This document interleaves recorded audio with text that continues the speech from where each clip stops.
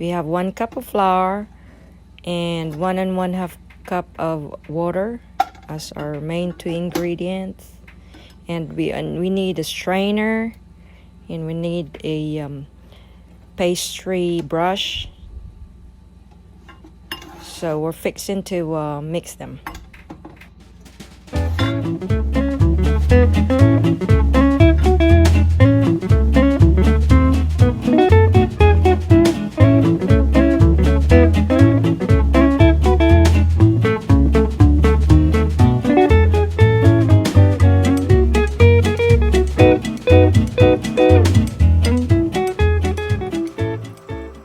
So after mixing, we need to make sure there will be no lumps, so we will use strainer for that. Now we're ready to make our first wrapper. So we'll start brushing the pan, and I made 4 to 5 layers with this one. And make sure your fire is low while coating it, and then turn it up medium while you're waiting for it to get dry. So it's now ready. When you see the edge is kind of flaky, so just pick it up, and there we are. We have our first one. So making another wrapper, our second one.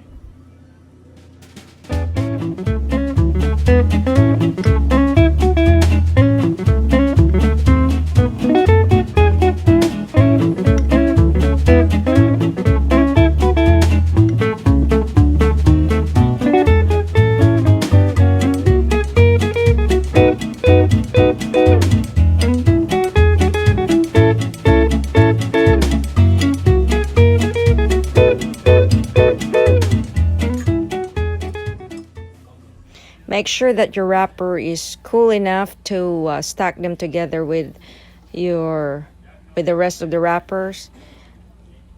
If there's some flour left in the pan, make sure to wipe it with wet cloth before starting a new one.